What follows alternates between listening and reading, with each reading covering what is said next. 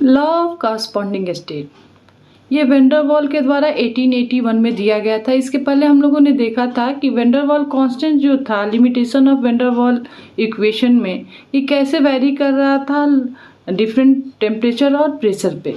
इसलिए एक नए इक्वेशन की ज़रूरत पड़ी जिसमें कि ये वैन डर वाल कांस्टेंट ना हो रियल गैसेस के लिए। तो इसी क्रम में वैन डर वाल ने खुद ही एक नया इक्वेशन डिराइव किया जिसे हम लॉ ऑफ कॉरस्पॉन्डिंग स्टेट के नाम से जानते हैं, जिसमें एक नया टर्म उन्होंने इंट्रोड्यूस किया था, reduce pressure, reduce temperature and reduce volume का। और उन्होंने कहा कि if the value of pressure, volume and temperature can be expressed as fraction of the corresponding critical values, we have reduce pressure, reduce volume and reduce temperature. यानी कि हम लोग अगर रेशियो ले किसी गैस के प्रेशर और उसी गैस के क्रिटिकल प्रेशर का, तो उसे हम लोग एक नाम देते हैं रिड्यूस प्रेशर का। जो भी रेशियो होता है उसके लिए कोई यूनिट नहीं होता है, तो ये रिड्यूस प्रेशर या रिड्यूस वॉल्यूम और रिड्यूस टेम्परेचर का कोई यूनिट नहीं होगा। और इसका यूज करके हम लोग चाहें तो प्रेशर का वैल्यू निकाल सकते हैं। उन्होंने कहा कि प्रेशर और उस क्रिटिकल प्रेशर का जो रेशियो होगा वो रिड्यूस प्रेशर के बराबर होगा, और इसका यूज करके हम लोग प्रेशर का वैल्यू निकाल सकते हैं। Pressure is equal to reduce pressure into critical pressure. उसी तरह से रिड्यूस वॉल्यूम क्या होता है, रेशियो होता है किसी गैस के वॉल्यूम का और उसी गैस के क्रिटिकल वॉल्यूम का। और इसका यूज करके भी हम लोग क्या कर सकते हैं, हम यहाँ ये डिवीजन में है तो इसको इस साइड ले जाएंगे तो मल्टीप्लाई में जाएगा, तो वॉल्यूम इज इक्वल टू क्या हो जाएगा, reduce volume into critical volume. उसी तरह से हम रिड्यूस टेम्परेचर निकाल सकते हैं। रिड्यूस टेम्परेचर क्या होता है, रेशियो होता है किसी गैस के टेम्परेचर का और उसी गैस के क्रिटिकल टेम्परेचर का।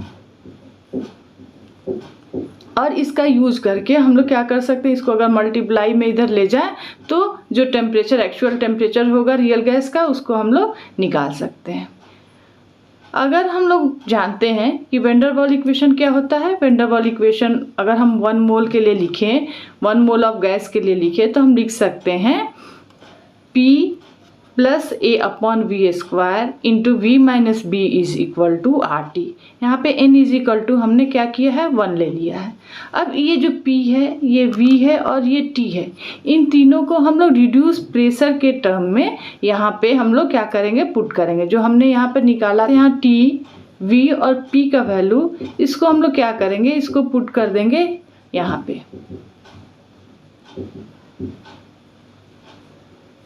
ठीक है, यहाँ पे पुट कर देंगे। इससे क्या होगा, यहाँ पे हमने पुट कर दिया इन सभी को, प्रेशर, वॉल्यूम और टेम्परेचर को हम लोगों ने रिड्यूस प्रेशर, रिड्यूस वॉल्यूम और रिड्यूस टेम्परेचर के टर्म में हम लोगों ने इसको यहाँ पे पुट कर दिया है। ठीक है, अब हम लोगों ने देखा था इसके पहले के वीडियोस में, जहाँ पे हमने रिलेशन निकाला था critical constant and van der वाल कांस्टेंट का। क्रिटिकल प्रेशर, क्रिटिकल टेम्परेचर और क्रिटिकल वॉल्यूम का क्या रिलेशन होता है वैन डर वाल कांस्टेंट A और B के साथ, और इसी के टर्म में हम लोग ने तीनों का वैल्यू निकाला था। आप उस वीडियो को देखिए और उसके बाद इस वीडियो को देखिए तो आपको ज़्यादा समझ में आएगा।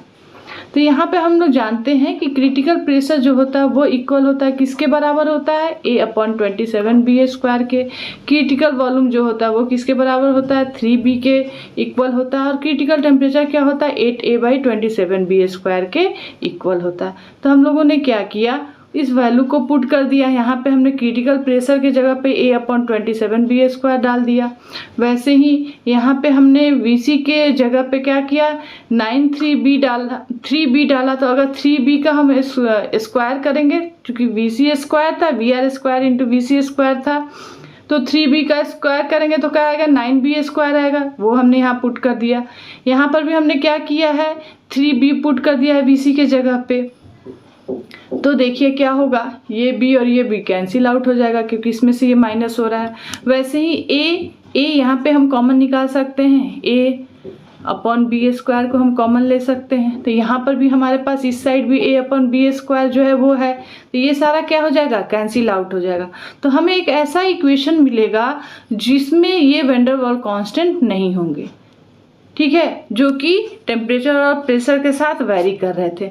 तो जब हम इन सबको हम लोग क्या करेंगे, इसको हम सिंप्लीफाई करेंगे, सारा कट कर देंगे, सारा वैन डर वाल इक्वेशन चूँकि कॉमन हो जा रहा था तो कट हो जा रहा था, तो उसके बाद कैंसिल आउट हो जा रहा था। तो हमें एक इक्वेशन मिला, जो इक्वेशन क्या है, PR/27 plus 1/1/9V² into 3VR minus 1 is equal to 8TR, मतलब रिड्यूस टेम्परेचर अपॉन 27। अब इन सभी को हमको 27 को कैंसिल आउट करना है, इसलिए इसमें क्या किया, हमने मल्टीप्लाई कर दिया 27 से। ठीक है, तो हमें क्या मिलेगा, PR, और जब मल्टीप्लाई किया तो पूरे इस इक्वेशन को मल्टीप्लाई किया गया है, इस पूरे इक्वेशन को हम 27 से मल्टीप्लाई कर दिए हैं। तो हमें क्या मिला, ये कैंसिल आउट हो जाएगा, वैसे ही यहाँ से ये कैंसिल आउट हो जाएगा, और ये हम इसको करेंगे तो 3 यहाँ पे आ जाएगा। ठीक है, तो हमारे पास PR plus 3/VR² into 3VR minus 1 is equal to 8TR हमारे पास आएगा। Reduce pressure plus 3 upon reduce volume का square into 3 into reduce volume minus 1 is equal to 8 into reduce temperature. ये हमारे पास एक नया इक्वेशन आया, और ये इक्वेशन जो है इसमें कोई भी गैस कांस्टेंट नहीं है, कोई भी वैन डर वाल इक्वेशन, वैन डर वाल कांस्टेंट A और B जो है के टर्म में नहीं है, उससे ये फ्री है। तो ये ज़्यादा एग्जैक्ट होगा, क्योंकि A और B का जो वैल्यू हो रहा था वो डिफरेंट टेम्परेचर और प्रेशर पे वेरी कर रहा था। तो हम कभी भी एग्जैक्ट जो PV = nRT का जो वैल्यू होता है, जो हमने वैन डर वाल में हमने प्रेशर और करेक्शन किया था, वॉल्यूम करेक्शन किया था, वो कब एग्जैक्ट आता, अगर A और B का वैल्यू भी हमें एग्जैक्ट मिलता। हर एक गैस के लिए निकालना भी सही नहीं है, और प्रेशर और वॉल्यूम के साथ वो चेंज भी कर रहा था, वेरी भी कर रहा था, तो वो हर समय सही नहीं होगा। वो क्या होगा, अब हम लोग जानते हैं कि जो ये वॉल्यूम होता है वो किसका फंक्शन होता है, टेम्परेचर और प्रेशर का। ठीक है, हम लोग ये चीज़ जानते हैं कि जो भी वॉल्यूम जो होता है वो किसका फंक्शन होता है, वो हमेशा टेम्परेचर और प्रेशर का फंक्शन होता है। तो ये जो इक्वेशन होगा, ये इक्वेशन जो होगा, ये किसके किसके लिए वैलिड होता है, सारे सब्सटेंस जो गैसियस और लिक्विड स्टेट में होंगे उन सभी के लिए वैल्यू होगा। वॉल्यूम जो होगा वो टेम्परेचर और प्रेशर पे वेरी करेगा, और जो ये इक्वेशन है ये भी उसको फॉलो करेगा। ठीक है, when two substances have same reduced temperature and pressure they will have the same reduced volume, this is known as law of corresponding state। अब वैन डर वाल ने इस इक्वेशन के अनुसार, चूंकि टेम्परेचर और प्रेशर जो है वो वॉल्यूम पे डिपेंड करता है, तो अगर हम वॉल्यूम को चेंज करें, टेम्परेचर या प्रेशर दोनों में से किसी को भी चेंज करेंगे तो वॉल्यूम चेंज होगा। और किसी भी गैस के लिए अगर टेम्परेचर जो है, रिड्यूस टेम्परेचर और रिड्यूस प्रेशर का वैल्यू जो है, अगर किसी दूसरे गैस के रिड्यूस टेम्परेचर और रिड्यूस प्रेशर के वैल्यू के बराबर होगा, तो इस इक्वेशन के थ्रू हम कह सकते हैं उसका रिड्यूस वॉल्यूम भी जो होगा वो सेम होगा।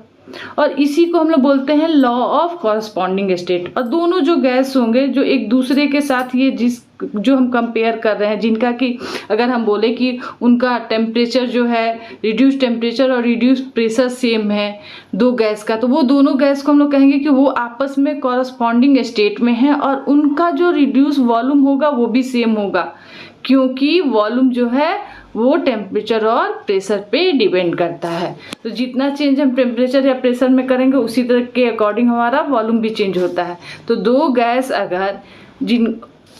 गैस का अगर रिड्यूस टेम्परेचर और रिड्यूस वॉल्यूम जो है सेम है, अगर दो गैस को हम कंपेयर कर रहे हैं, उनका रिड्यूस वॉल्यूम और रिड्यूस प्रेशर और रिड्यूस टेम्परेचर अगर सेम है, तो उनका रिड्यूस वॉल्यूम जो होगा वो भी सेम होगा। और इसी को हम लोग किस तरह से जानते हैं, this is known as law of corresponding state. When two substance have the same reduce temperature and pressure they will have the same reduce volume, this is known as law of corresponding state। when two or more substances are at same reduced temperature and pressure they are said to be in the corresponding state। ठीक है, अब इस पे कुछ numerical problem है, उसको हम लोग सॉल्व करते हैं। कि मान लीजिए हमारे पास गैसेस हैं जिनका रिड्यूस वॉल्यूम और रिड्यूस टेम्परेचर दिया हुआ है। VR and TR of a gas are 10.2 and 0.7. What will be pressure if PC is equal to 4.25 atm? हमारे पास क्या क्या दिया हुआ है, हमारे पास VR है और TR है, दिया गया है, ठीक है। ये एक रेशियो इसलिए इसका कोई यूनिट नहीं होगा। और क्रिटिकल प्रेशर का वैल्यू दिया हुआ है कि 4.25 है, तो हमें क्या करना है, व्हाट विल बी प्रेशर, हमें प्रेशर निकालना है। अगर इस इक्वेशन को हम लोग यूज़, देखिए हमारे पास VR दिया हुआ, रिड्यूस वॉल्यूम दिया हुआ है गैस का, रिड्यूस टेम्परेचर दिया हुआ है और उस गैस का क्रिटिकल प्रेशर दिया गया है। तो हम लोग लॉ ऑफ कॉरस्पॉन्डिंग स्टेट में हमें जो इक्वेशन मिला था वो क्या था, हमारे पास VR है, TR है एंड PC है, मतलब क्रिटिकल प्रेशर है। तो हमारे पास लॉ ऑफ कॉरस्पॉन्डिंग स्टेट के से हमारे पास ये इक्वेशन लास्ट में निकल के आया था कि PR + 3/VR² into 3VR - 1 is equal to 8 into TR। तो हमारे पास PR यहाँ से हम निकाल सकते हैं और PR अगर निकल जाएगा तो P इज इक्वल टू क्या होता है, PR इंटू PC। और हमारे इक्वेशन में, हमारे क्वेश्चन में PC भी दिया गया है, तो हम इसको अगर सॉल्व कर लें तो हम प्रेशर क्या होगा गैस का वो आराम से निकाल सकते हैं। देखिए यहाँ पे प्रेशर क्या निकल के आया है, प्रेशर निकल के आया है 0.160389। सिंपल कैलकुलेशन है, ये सभी कर सकते हैं। यहाँ पे हमने सारा वैल्यू पुट करके सिर्फ सिंपली कैलकुलेट कर दिया है और लास्ट में हमने क्या किया है, P = PR इंटू PC और जो हमारा वैल्यू है वो निकल के क्या है 0.6816। सिंपल इसके क्वेश्चन होते हैं। ये रिड्यूस प्रेशर और रिड्यूस टेम्परेचर सुन के बच्चे जो हैं घबरा जाते हैं, लेकिन ये क्या है, बहुत सिंपल क्वेश्चन आपका डायरेक्ट रहता है, इसलिए आप इस चैप्टर को करिए और इस टॉपिक को भी करिए। Calculate the temperature and pressure that 1 mole of ammonia and helium will have in corresponding to 1 mole of H2 at 25 degree centigrade and 180 m। अब यहाँ पे क्या है इस क्वेश्चन में हमारे पास कि अमोनिया और हीलियम जो है वो कॉरस्पॉन्डिंग स्टेट में है H2 के साथ, और H2 का जो है वो टेम्परेचर दिया हुआ है और प्रेशर दिया हुआ है। और हमारे क्वेश्चन में सबका क्रिटिकल टेम्परेचर और प्रेशर तीनों गैस का दिया हुआ है। और पूछा क्या जा रहा है, calculate the temperature and pressure that 1 mole of gas. हमें क्या पूछा जा रहा है कि उस समय टेम्परेचर और प्रेशर हीलियम और अमोनिया का क्या होगा। तो अगर हम यहाँ से देखिए H2 के लिए क्या करना होगा, पहले तो हमको इसको केल्विन में चेंज करना होगा टेम्परेचर को। सारा चीज़ दिया हुआ है, तीनों गैस के लिए क्रिटिकल टेम्परेचर और क्रिटिकल प्रेशर का वैल्यू दिया हुआ है। तो अगर हम जानते हैं कि TR का वैल्यू क्या होता है, TR = T/TC होता है, और ये T का वैल्यू हमारा हाइड्रोजन के लिए दिया हुआ है, तो यहाँ से हम TR निकाल सकते हैं। वैसे ही ये इस इक्वेशन को यूज करके हम PR का भी वैल्यू निकाल सकते हैं हाइड्रोजन के लिए। PR = क्या होगा, P/PC। ये PC का भी वैल्यू हमें इक्वेशन में दिया ही हुआ है और ये 180 m इसके यहाँ पर भी दिया ही हुआ है। तो हम क्या कर सकते हैं, PR का वैल्यू निकाल देंगे। और ये जो TR रिड्यूस टेम्परेचर और रिड्यूस प्रेशर का जो वैल्यू होगा ये तीनों गैस के लिए सेम होगा, क्योंकि हमें क्वेश्चन में दिया हुआ है कि अमोनिया और हीलियम जो है वो कॉरस्पॉन्डिंग स्टेट में है किसके साथ, हाइड्रोजन के साथ। ये अमोनिया और हीलियम जो है कॉरस्पॉन्डिंग स्टेट में है हाइड्रोजन के साथ। तो इसका यूज करके क्या हम दोनों, इसका यूज करके हमारे पास TR और PR का वैल्यू मिल जाएगा, तो VR का भी वैल्यू निकाल सकते हैं और उसके कॉरस्पॉन्डिंग हम लोग फिर क्या कर सकते हैं, टेम्परेचर और प्रेशर का वैल्यू भी निकाल सकते हैं। तो देखिए यहाँ पे क्या है, हमने TR का वैल्यू निकाल लिया है हाइड्रोजन के लिए। वैसे ही रिड्यूस प्रेशर का भी वैल्यू हमने निकाल दिया है, केवल सिंपल रेशियो है, ठीक है। और यही सेम किसके लिए होगा, ये हीलियम के लिए भी होगा, ये अमोनिया के लिए भी होगा, दोनों कॉरस्पॉन्डिंग स्टेट में है इस वजह से।